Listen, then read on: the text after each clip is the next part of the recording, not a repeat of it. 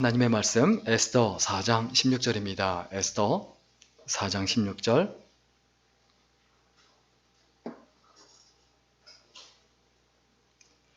에스더 4장 16절 우리 한 목소리로 같이 읽겠습니다. 당신은 가서 수산에 있는 유다인을 다 모으고 나를 위하여 금식하되 밤낮 3일을 먹지도 말고 마시지도 마소서. 나도 나의 시녀와 더불어 이렇게 금식한 후에 규례를 어기고 왕에게 나아가리니 죽으면 죽으리이다 하니라. 아멘. 오늘은 전화위복의 은혜, 전화위복의 은혜란 제목으로 함께 하나님의 말씀 나누겠습니다. 여러분이 잘 알고 있는 그 코닥이라는 회사가 있죠. 이 코닥이라는 회사의 본사입니다. 저 건물이. 굉장히 멋있죠.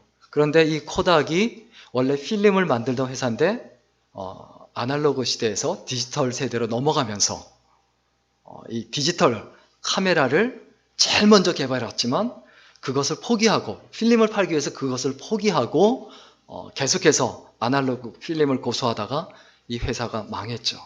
근데 이 회사가 있었던 곳이 어디냐면 로체스터라는 시예요. 그러면 여기에서 6만 명에서 7만 명을 이 회사에서 고용을 했어요. 얼마나 직원이 많습니까? 그 시를 다 먹여 살렸어요. 그래서 사람들이 하는 말이 코닥이 망하면 이 로체스터 시도 파산할 거다. 이렇게 얘기를 했습니다. 그런데 절대 그렇지 않았어요.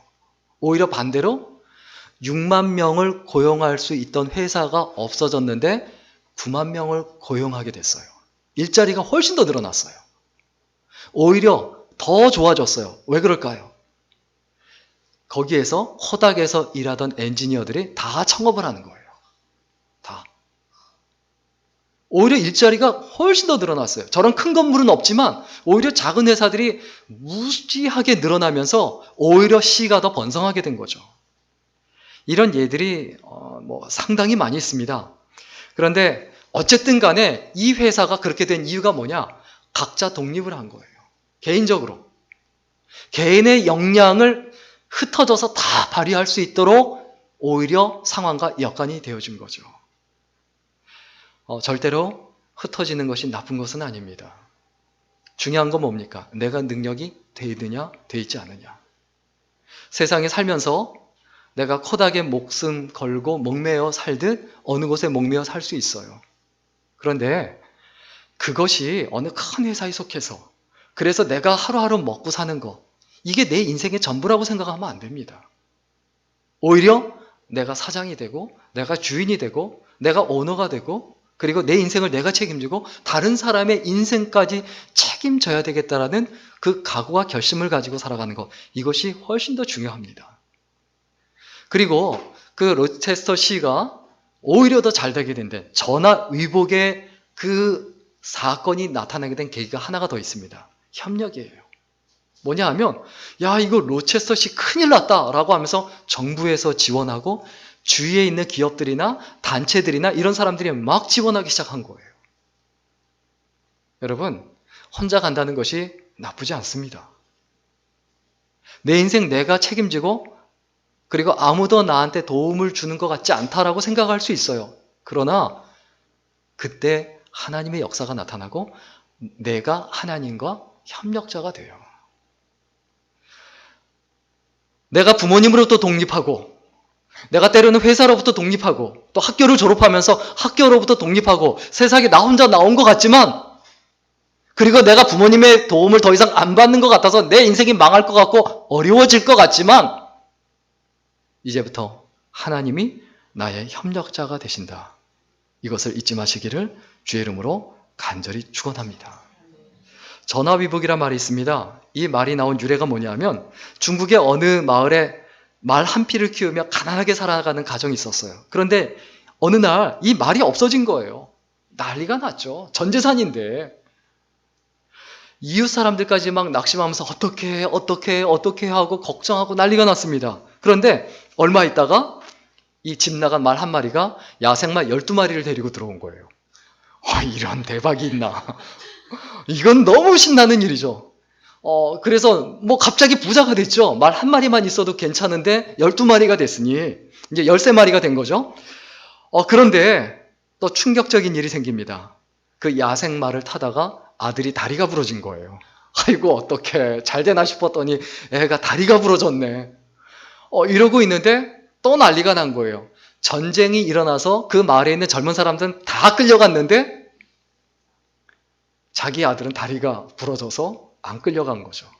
다른 집 아들은 다 죽었는데 자기 아들만 안 죽고 살아남은 거고, 그리고 그 남자가 없다 보니까 그 지방에 그 아들이 훌륭한 관리가 됐다는 얘기, 여기에서 전화위복이라는 말이 나왔죠.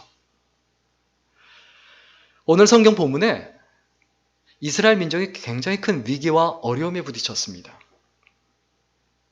나라를 잃었고 그것도 서러운데, 그래서 바닥생활 하는 것도 서러운데, 부모님 잃고 형제 자매도 다 잃고 바닥생활 하는 것도 서러운데, 하만이란 사람 때문에, 페르시아 제국의 2인자 하만이란 사람 때문에 유대 족속이 전부 다 죽게 된 거예요.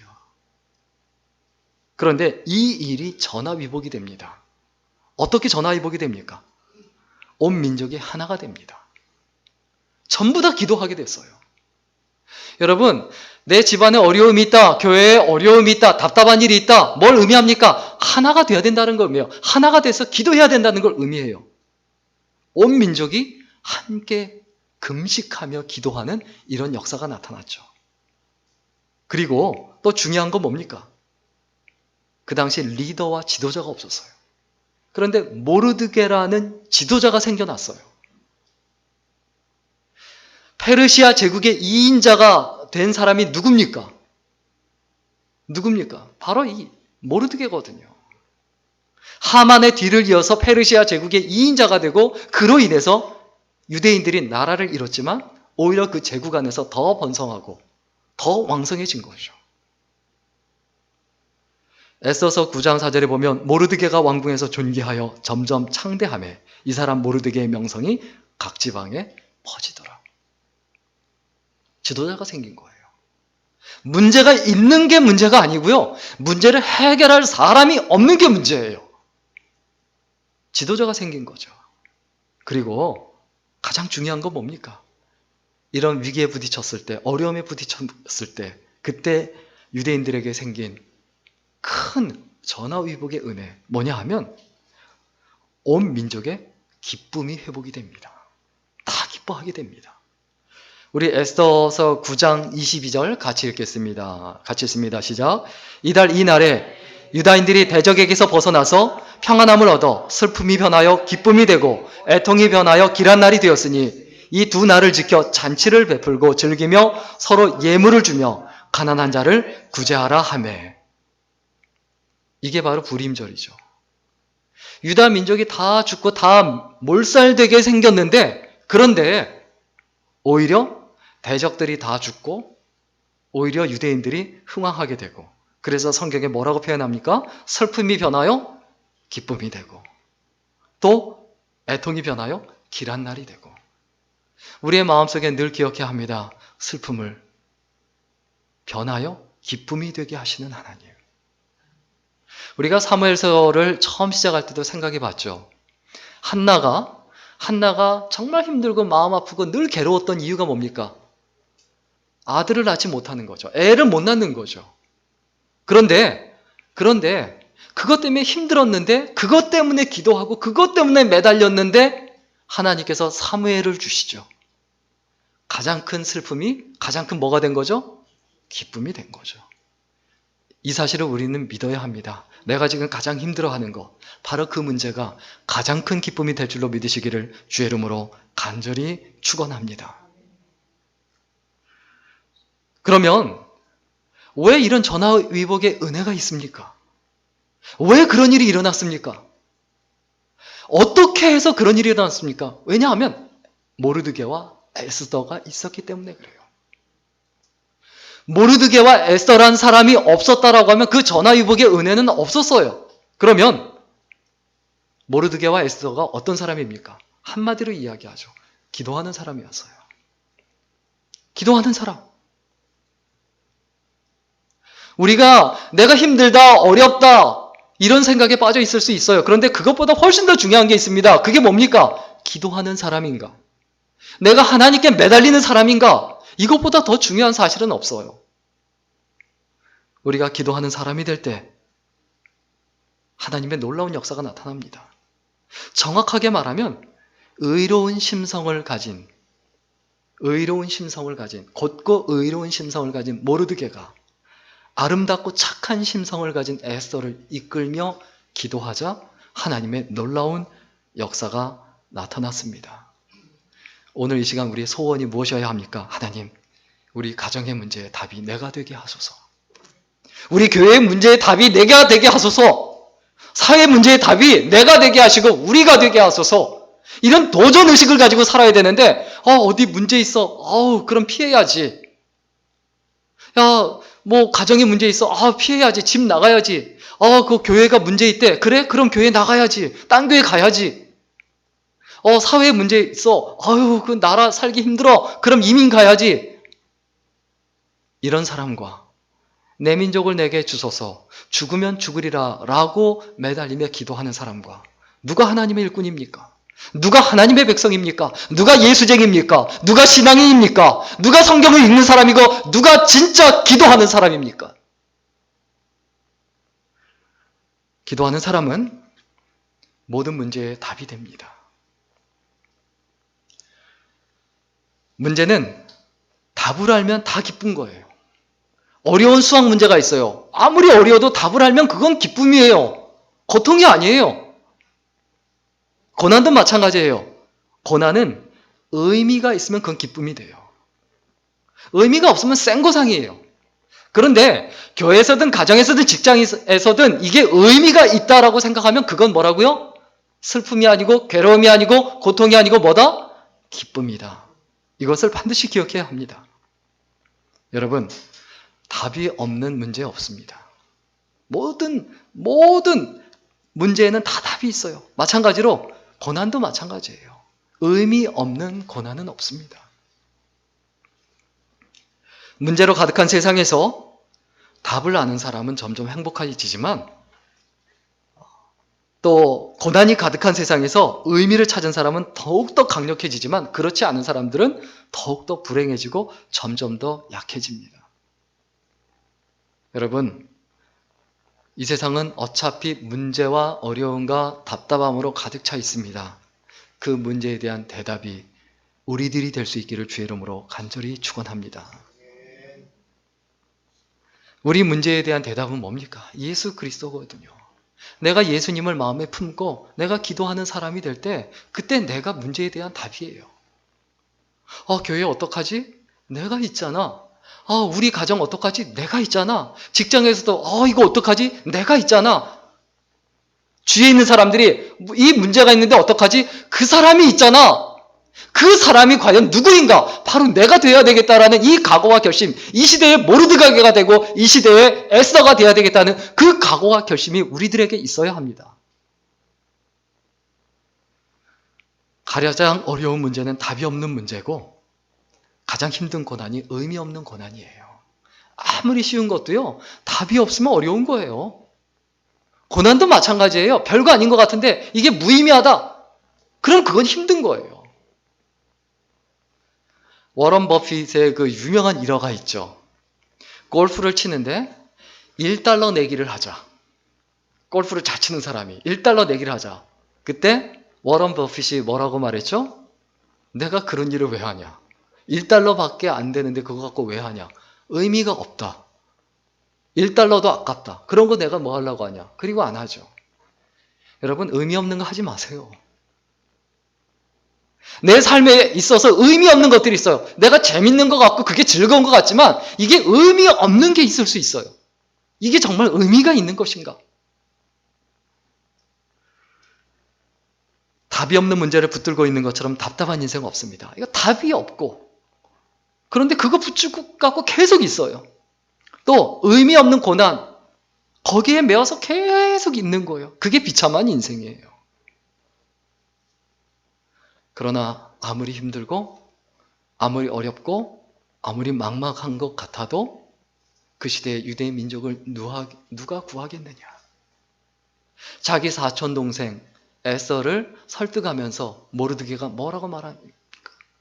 네가 왕비가 된 것이 이때를 위함이 아니냐? 지금 교회가 어려운 것이, 지금 가정이 어려운 것이, 지금 사회가 어려운 것이, 지금 직장이 어려운 것이, 지금 시대가 어려운 것이 너를 위함이 아니냐? 이러한 문제에 대한 답을 주고 의미를 부여해 준 두 사람이 어떤 사람입니까? 한마디로 얘기하면 기도하는 사람이었죠. 기도하는 사람. 에스더서 4장 1절에서 3절 보면 모르드게가 이 모든 일을 알고 자기의 옷을 찢고 굵은 베옷을 입고 재를 뒤집어 쓰고 성중에 나가서 대성통곡하며 대궐문 앞까지 이르렀으니 굵은 베옷을 입은 자는 대궐문에 들어가지 못함이라. 왕의 명령과 조서가 각 지방에 이름에 유대인이 크게 애통하여 금식하며 울며 부르짖고 굵은 베옷을 입고 재에 누운 자가 무수하더라. 에스더서의 특징이 있죠. 두 가지 특징이 있죠. 하나는 뭡니까? 하나님이란 표현이 전혀 없어요. 하나님이란 표현. 왜 그런가 이제 추측하는 거의 대부분은 이 에스더서는 그냥 기록한 게 아니고 페르시아 제국의 궁중 기록, 그 왕조 실록의 일부분으로 기록이 되었기 때문에 하나님이란 표현을 일부러 제거하고 뺐다는 거예요. 금식했다라는 표현으로 금식하고 기도한 건데, 금식하며 기도한 건데 그냥 금식만 했다는 표현으로 다 바꿔주죠. 또 에스더서의 또 다른 특징이 있습니다. 두 번째 특징 뭐죠? 이와 같이 놀라운 일이 나타나는데 한 민족이 전부 몰살될 뻔하다가 전부 다 구원받았는데 기적과 이적이 한 번도 없었어요. 그렇다고 해서 하나님의 역사가 없었습니까? 에스더 또 어떤 사람입니까? 모르드게 기도하는 사람이었죠. 에스더 또 어떤 사람입니까? 우리 오늘 본문 4장 16절 다시 한번 읽을까요? 같이 읽습니다. 시작. 당신은 가서 수산에 있는 유다인을 모으고 나를 위하여 금식하되 밤낮 3일을 먹지도 말고 마시지도 마소서. 나도 나의 시녀와 더불어 이렇게 금식한 후에 규례를 어기고 왕에게 나아가리니 죽으면 죽으리이다. 오늘날 예수쟁이에게 가장 부족한 부분이 뭡니까? 죽으면 죽으리이다. 이런 예수쟁이가 없다는 거예요. 어떻게 하면 조금 더 편할까?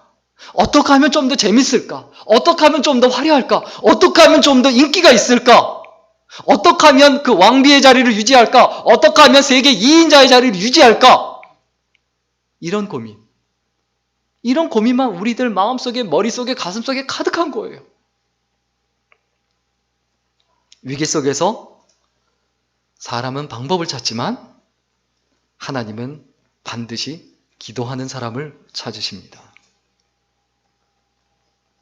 나라가 어려움에 처했을 때, 교회가 어려움에 처했을 때, 민족이 어려움에 처했을 때, 시대가 어려울 때 하나님께서 찾으시는 사람, 뭐 하는 사람이요? 기도하는 사람. 그냥 기도하는 사람이요? 생명을 걸고 기도하는 사람. 죽으면 죽으리다라고 기도하는 사람.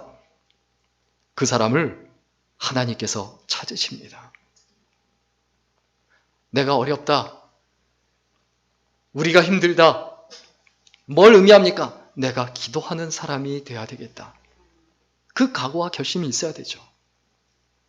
위기 가운데 기도하면 어떤 일들이 일어납니까? 어려움에 부딪혔을 때, 답답할 때, 괴로울 때, 고통스러울 때, 힘겨울 때 기도하면 어떤 일이 일어납니까? 우리가 이런 생각을 해요. 야, 나 성경 많이 읽었다. 그리고 자기가 신앙이 좋아진 줄로 알아요. 성경 많이 읽었다고 신앙이 좋아진 거 아닙니다. 성경을 읽고 나서 더 좋은 사람이 되지 못하면 글자 공부한 거예요. 아무 의미 없어요. 내가 성경을 읽은 것만큼 내 인격이 예수님을 닮아가고 내가 더 좋은 사람이 되고 내가 더 너그러운 사람이 되어야 돼요. 또 우리가 기도를 하는데 기도하고 나서 더 좋은 사람이 되지 못한다면 나는 그냥 주술행위 한 거예요. 주술행위.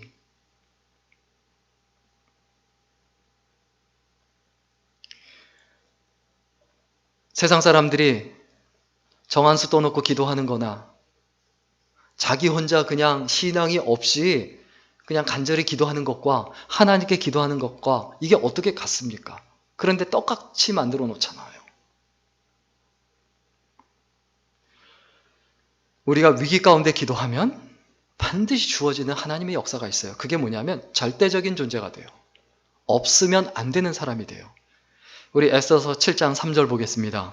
왕후 에스더가 대답하여 이르되 왕이여 내가 만일 왕의 목전에서 은혜를 입었으며 왕이 좋게 여기시면 내 소총대로 내 생명을 내게 주시고 내 요구대로 내 민족을 내게 주소서. 내 요구대로 내 민족을 내게 주소서.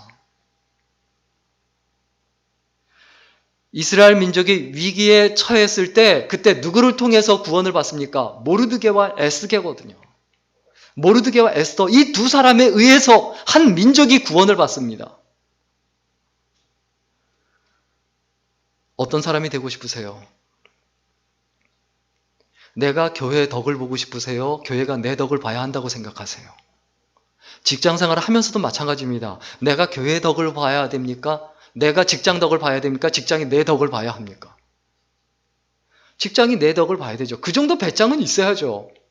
다른 사람으로 인해서 겨우겨우 먹고 살고 빌어먹고 사는 사람이 되길 원하세요? 아니면 내가 정말 에스더와 모르드게처럼 기도하는 사람이 되고 생명 걸고 하나님께 매달리는 사람이 되어서 다른 사람을 먹여 살리는 사람이 되고 싶으세요?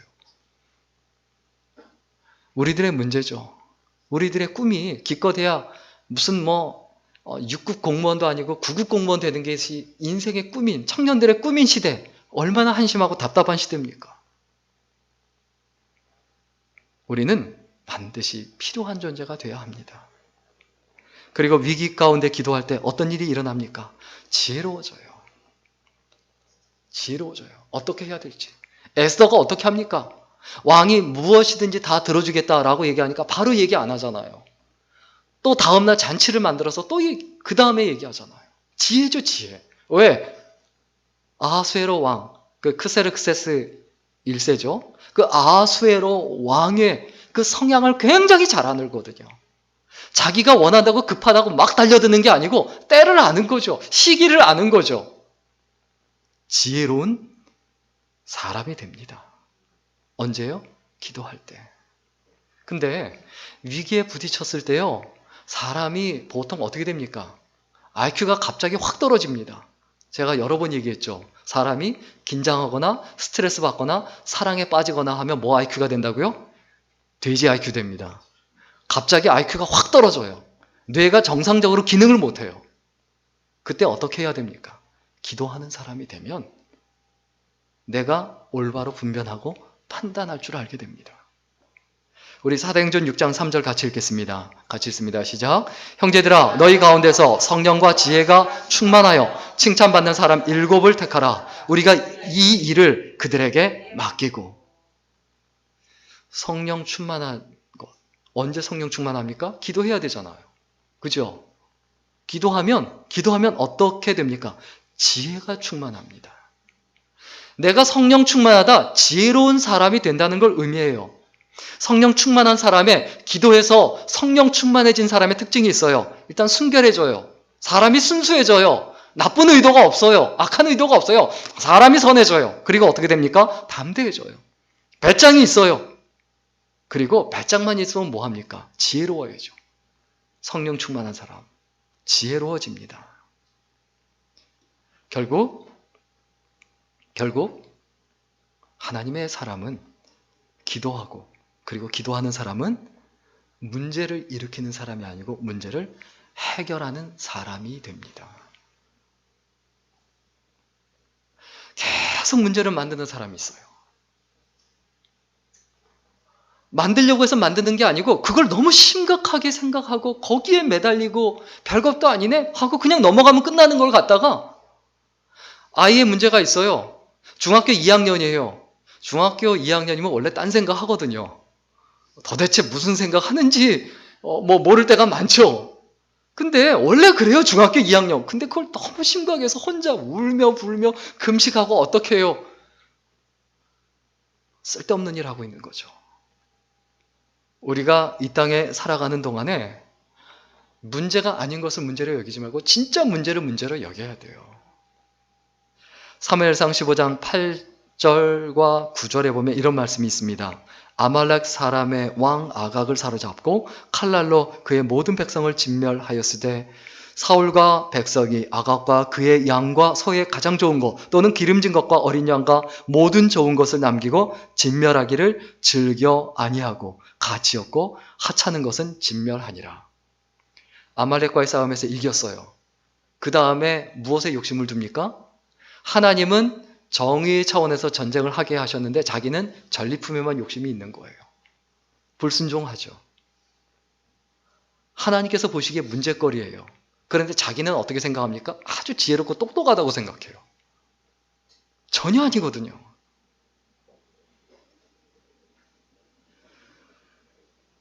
애써서 7장 우리 9절과 10절 같이 읽겠습니다. 7장 9절과 10절입니다. 같이 읽습니다. 시작. 왕을 모신 내시 중에 하르보나가 왕에게 이르되 왕을 위하여 충성된 말로 고발한 모르드게를 달고자 하여 하만이 높이가 50규빗이나 되는 나무를 준비하였는데 이제 그 나무가 하만의 집에 섰나이다. 왕이 이르되 하만을 그 나무에 달라 하매 모르드게를 매달려고 한 나무에 하만을 다니 왕의 노가 그치니라. 그 문제를 누가 해결합니까? 모르드게가 해결하고 또 에스더가 해결하지 않습니까? 하만이란 사람이 심각한 문제거리였는데 그 문제를 하나님께서 누구를 통해서 해결하십니까? 기도하는 사람, 위기 가운데 하나님께 매달리는 사람, 그 사람들을 통해서 해결하셨다는 거죠. 오늘 말씀 정리하고 마치겠습니다. 우리의 대적 사단은 아주 간교합니다. 그래서 우리가 지혜롭지 않으면 이길 수가 없어요. 그러면 우리가 어떻게 해야 지혜로워진다고요? 어려운 가운데, 위기 가운데 기도해야 한다. 그러면 위기 가운데, 어려운 가운데 어떻게 해야 기도할 수 있냐? 평소에 기도 안 하면요, 위기 가운데도 기도 안 나와요. 기도 많이 하는 분들 있잖아요.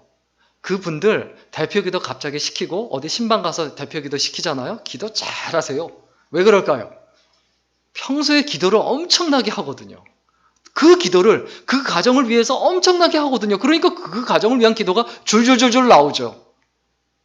그런데 옛날에 그 미국에 갔을 때 청년부에서 또 한국에서도 교회에서 청년부를 맡았을 때 우리 기도합시다라고 하고 누구를 위해서 기도합시다라고 하면 기도합시다라고 하자마자 전부 방언하는 거예요.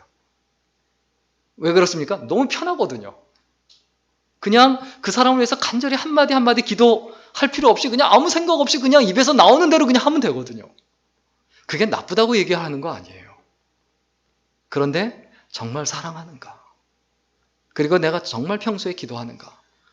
내가 평소에 기도하는 사람이 되면 그 기도가 위기 때 나를 기도하는 사람이 되게 합니다. 어려운 가운데 기도한 사람이 되십시오. 그러면 어떻게 됩니까? 내 절망이 희망이 됩니다. 나의 불행이 행복이 됩니다. 우리 가운데 있는 저주가 축복이 됩니다. 그리고 우리의 슬픔이 기쁨이 되고 더 나아가서 초상집이 잔치집이 되고 무능한 자가 유능한 자가 되고 약자가 강자가 되는 역사가 언제 나타난다고요? 우리가 함께 기도할 때, 내가 기도하고 기도하는 사람들이 모일 때 그때 하나님의 역사가 나타납니다. 우리 교회가 어떤 교회가 돼야 합니까? 각자 개인적으로 기도하십시오. 제발 부탁드리지만 경건생활 하십시오. 아침에 일어나면 침대에 앉아서 잠깐이라도 기도하세요. 책상에 앉아서 잠깐이라도 기도하세요. 차 타고 전철 타고 가면서 말씀 묵상하세요. 우리 큐티 뉴젠 있잖아요. 말씀 묵상하세요. 성경 묵상하고 말씀 묵상하고 그리고 또 힘을 얻고 하루 살아내고 말씀으로 하루하루를 살아내야 되지 아무 생각 없이 살지 말아야 한다는 겁니다. 왜 이런 일이 나타납니까? 내가 기도하고 우리가 기도할 때 하나님이 역사하시기 때문입니다. 여러분, 하나님이 역사하는 아름다운 인생, 소중한 인생이 될 수 있기를 주의 이름으로 간절히 축원합니다. 기도하겠습니다. 살아계신 하나님, 하나님께서 우리에게 은혜를 베풀어 주시고 또 축복해 주시는데 그 은혜와 축복을 망각하고 우리의 마음대로 우리 뜻대로만 살아갑니다. 하나님, 은혜를 베풀어 주셔서 하나님 은혜 가운데 승리하며 담대하며 아름다운 열매를 맺으며 살아가는 우리들이 되게 하여 주옵소서. 예수님의 이름으로 기도드렸습니다. 아멘.